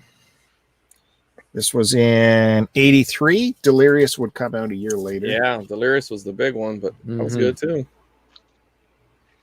All business. Was Delirious? Did they have a See what record or an album version of Delirious, or is that He just goes a- back Yeah. to the well there. Yeah, they have it on. on album, cassette, VHS. that looks like all of Delirious on there. Like that's all the same skits, anyways, or whatever. Yeah. Bits. Because I think Delirious was made for HBO or something like that. It was definitely an event. So he was probably using old material. Mhm. I Get the got bold some font ice on there. cream And you can't have none. Mhm. Yeah, the fart It's a- game. It's a fart game, son. You'll play someday too. Oh, is that the little bubbles? That thing? Yeah. And then the big brown shark came. Dang. It's been a long time since I listened to that. Oh man, I used to listen to that on my bed over and over again. Just lie there. My mom would come in. What's wrong with you? Won a Grammy for this one. Won a Grammy. They probably don't give out Grammys for comedy albums anymore, huh? Yeah, they do. Do they still release comedy albums? Yeah, Yeah. they do. What is Colbert? I think won one not too long ago or something. That's true. Yeah. Okay. Should I keep going? Why not? Your Yeah. show. Need to spread out these records. No, for no another more year. Eddie Murphy. You know, have Raw and Delirious and No, that's it for the Eddie Murphy. Ah. I thought that was fun, and they weren't bad. I think they were under $10 each. So. I was at a thrift store in Sacramento, and they had every Bill Cosby album, and I almost bought them just because it would have been. I was can't get rid of literally them. every single Bill Cosby. Somebody said, "Fuck this," and took it to Goodwill, and they were all in really good condition. I'll probably regret not buying them, but Yeah, at the time I was like, I just didn't feel like it. And they are funny. I know, man. I don't know. They were. I remember listening to them as a kid, thinking they were funny. My friend had them on cassette, and we would listen to them. And they were, at the time, they were funny. I just think it's dated. It's probably not as funny anymore. Yeah, like he had a bit where about going to the dentist, and I remember used to just laughing my ass off when I was a kid, and then watching it recently, it's like, man, this stuff's not as funny. I would like to re-listen to him to hear when he brings up like date rape drugs and stuff. Yeah, apparently there are some. Well, because there's that stuff on that episode of the Cosby Show where he talked about putting a secret ingredient in his barbecue sauce that made people horny. Yeah. And, What? yeah, and you can pull it up on YouTube, and it's like, so he's watching like the older kids, you know, eat it, and he's like, yeah, they're gonna fuck, and then like some younger kid starts to eat it, and he's like, he went and took it from him, and so it was like the big joke because, you know, stay away from my young daughter. And then at the end, he told, you know, Mrs. Huxtable that, you know, I got a little something for us when we go upstairs. You know, it's just like, dude, so creepy, man. But watch it. It's a legit episode. It's like, I remember that episode. Yeah, I did too. When I saw it, like I remembered it. I was like, wow, it was so different. It was like a spaghetti sauce or something, but he would just buy this barbecue sauce, and all he would do is just open the jar and heat it up. Something like that. I just remember at the end, they're all outside looking like they're eating barbecue or something. Or maybe I think it's chicken. Yeah. I don't know.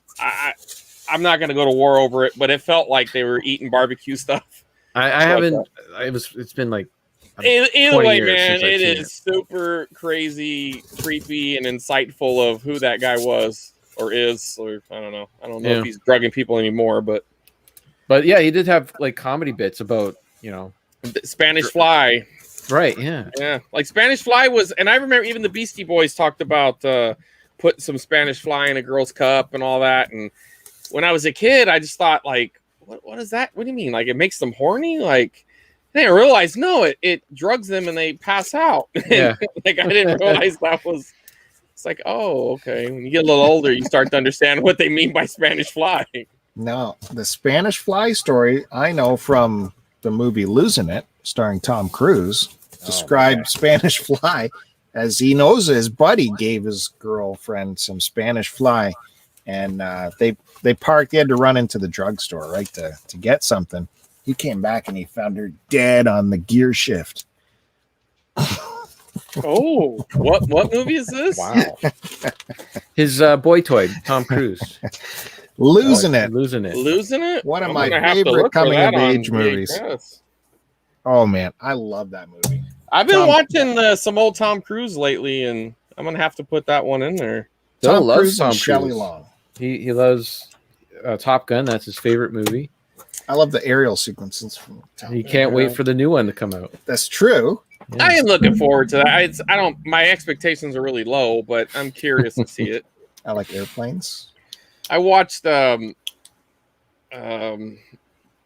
it All the Right Moves? Yeah, I watched that the other day. It was pretty good. It held up. You see what's her face's boobs in it.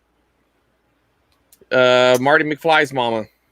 Oh, right. She's completely naked. You can almost see Bush. Almost.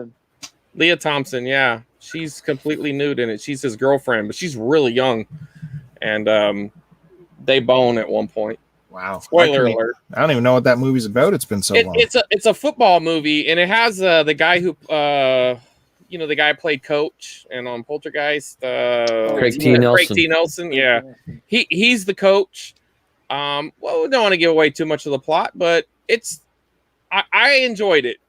I did. I mean, but I also enjoyed it as a teenager. It used to be one they would play on the movie channel a lot. So I saw it a few times as a kid.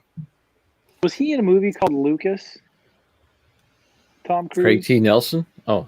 No, Tom Cruise. I don't think, was Tom Cruise in Lucas? I don't know. I don't think so. Lucas was kind of about the nerdy kid, right? Right. Wasn't that a football movie too?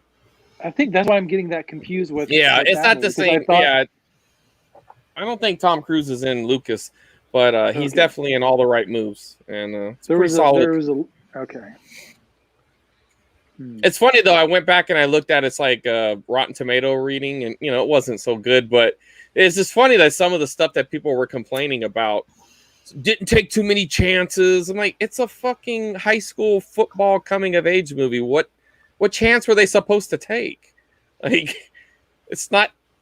I don't know where I couldn't understand some of the criticism. Like, I'm not talking about like from the fans. I'm talking about like the actual critics. Some of the critics, some of the things they were writing as what they were criticizing. I was like, I don't know. What year did it come out? I think probably I'd have to guess, but I think it's about 86, 87.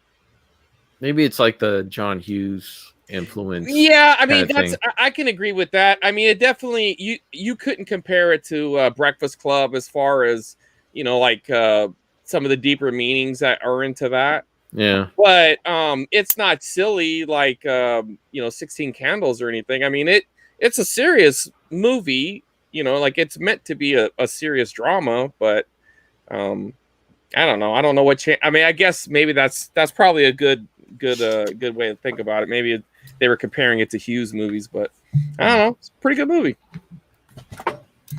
Check out Losing It. That's coming. Well, I definitely going to check that one. Yeah, I want to see the chick get drugged and killed. No, that's the story. Tells a story, but it's about these kids that go down to Tijuana to lose their virginity, and it's all takes place in one night. And they go down in this super sexy Chevy Bel Air. I've never heard of that one.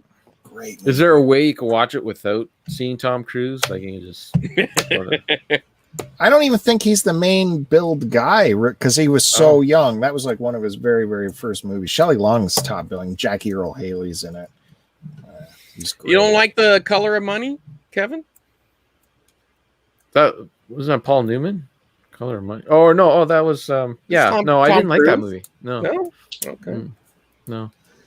Not even the original one with Jackie Gleason and Paul Newman. That was I'm not a fan of either of them. That was good. Right, because that was like a sequel. It's okay. It just no. George C. Scott was in it. Yeah, I don't know. That was called was that The Hustler? Yeah, The Hustler. Yeah, The Hustler. Yeah. Right.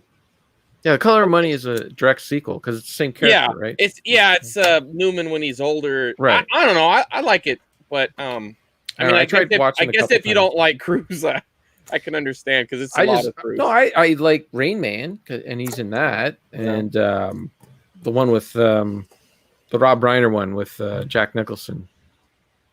That he's in. He's like a lawyer, and Jack Nicholson's. You can't handle the truth. Yeah. Some Good Men, A Few Good Men. Yeah, A Few Good Men. There you go. So he's been in a couple of good movies, but yeah, I think I knew that. Yeah. But I don't know. Majority of stuff I find him in is just like I watched Minority Report the other night, and I was like, I don't get this movie. It's so rated so high, and it's just so stupid. They put people in milk and they can see the future. I don't get it. Well, they were all right. They were psychics. I get what you're saying. Take a milk bath. Now you can see the future. Yeah. I don't get it. The Mission Impossible series has been pretty solid. No. Very solid.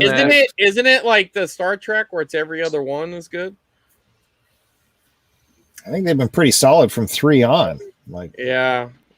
I like the last one with when Superman clutches his arms like it's like he's cocking a shotgun. The guy who plays Superman, the current Superman. I don't know, when they're fighting in that bathroom. Like it was like right. A good bathroom scene. Yeah. I mean the opening scenes of those movies are spectacular. Yeah. Henry Cavill. Right? Yeah. I don't know. It was, I mean, to me it's a one and done kind of flick. I enjoyed it when I watch it, but I doubt I'll go back to it. But that's kind of most action flicks. Well, current ones, anyways. Yeah, I'd like to get that box set one day in the 4K. Yeah. Have you ever seen Surf Nazis Must Die? What? Yeah, I've heard of that. That's a trauma flick. Yeah. Yeah. Good one. I honestly forgot that I had this. I got a huge pickup last year. And I mean, it was so much rare shit in it. I mean, the guy knew what he had, but we worked out a really good deal. And when I was looking for something right now, when you guys were talking earlier, I saw this. I was like, shit, I forgot I had that. But man, this is like really nice. Look at just like the pop of the label, and like this was a former rental. It was Vinten Video. Wow. Yeah, I don't even know, but Rancho Cordova, California. Anyway, I saw that earlier, but I would imagine this doesn't rank as high as A Few Good Men. I don't. It's got a better We might have title. to- yeah, I here's my whole Troma collection. I was trying to adjust them, and then I felt like I was maybe being distracted. But you got Class of Nukem High, and I'm That's a bummed good because movie. I got this for cheap, and I didn't realize I mean, I have it, but I kind of got a dick. They put the video treasures in it. That sucks. Oh, It's a cheaper quality, but it's all right. I got the original slip, so I guess that's good. I remember That's a good seeing movie. this on the movie channel. Joe Bob Briggs, he used to originally be on that channel before he went on to Monster Vision and all that. Mhm. And it was called Joe Bob's Drive-In. And they used to show Troma movies a lot. And I remember seeing this, but I mean, these are. I rewatched this the other day. I mean, I watched it on DVD, but this is actually a good movie. I know it sounds crazy, but I mean, granted, it's not Oscar worthy or anything like that, but I mean the effects in it, the makeup, it pretty decent storyline. It has a okay story arc to it. I mean, it's pretty good. I enjoyed it. I couldn't believe it. Yeah, it was hard for me. Still hard for me to watch the head crushing scene. Yeah, but I mean, if it's not real, I know, but it's like I'm saying it's really good. It's disturbing. Yeah. It's really good. But and then I got part 2 also, and that one I haven't watched this one in a while. The rental store all the time. Yeah, it's kind of cool because it has all the dollar rental and no Sergeant Kabuki Man. No, these are all the Tromas. I mean, I might have another one, but it sucks. Like I lost touch with the guy, but a friend of mine, he was buying all the DVDs from Best Buy when they came out, and man, I was looking up some of those damn DVDs. I'm like, holy shit, they really gone up. But they would just be the worst movies. I'm like, I can't even watch this. Like, there was this one. It was called Butt Crack, and it's like the guy. It was kind of like a zombie flick, but it had something to do with the guy. He had a dirty butt crack or something, and I don't know, man. It wasn't good, but I remember kind of being like, because he watched it and he's like, yeah, it was good, but he had horrible taste in movies. Because I would recommend good movies to him, and he'd be like, oh, I hated that. And I was like, really? And he's like, yeah. I was like, all right, I don't know. But he told me Butt Crack was good, and it was not good. Have you ever seen Poultrygeist? I have. It's been a long time. I also watched that on the cable. But the Kill Count, they on Dead Meat, that channel I've talked about before. He did a kill count of it last. It's that bad. movie's so gnarly. It's so gross. It is. Yeah. Anyway, so there's my Troma collection. Well, I guess that just about does it then for the vinyl collection for this week. Go. Heavy VHS talk at the end. Yeah. Well, look, we're trying to shoehorn into our next episode. I so see. It's a teaser, right. Kevin. Gotcha. Some more of that at the VHS collection show. That's this week coming at some point. Hopefully, we'll get that organized. Thanks everyone for joining us for the vinyl collection. The live chat. Sorry if we didn't get to you. It was just flying so hard. It's really hard to dive in there. So we'll go through it later on replays and see what everyone's saying. We'll talk to you. Bill will. Yeah, we'll talk to you in the comments, of course. And thanks, everyone. Yeah. I appreciate the panel for being here again, as always. Thank you, Matt Bandy, for going through the 7 inches again. Kevin, for going through the ZZ top or ZZ top, as proper Canadians say. Maybe. What? Yeah, you guys say that? We say Z here. We don't say Z. Say it like it's supposed to be. And of course, Chris Roberts showing us his VHS collection. Some good stuff there. I have a few records left. I'm going to leave you with a little bit of guesswork. The next album I'm going to show is it's a Weirdo album. It's starring, the original Yardbirds lineup had 3 guitarists that could just blow you away. This album has some of that. So look for that. There's your big hint for my next record. So that'll be in a couple weeks. We'll be back with the vinyl collection. Thanks again, everybody. And don't forget to subscribe. hit the like, and we'll see you next time. Thanks, Pick my everyone. button or over there or something. Yeah.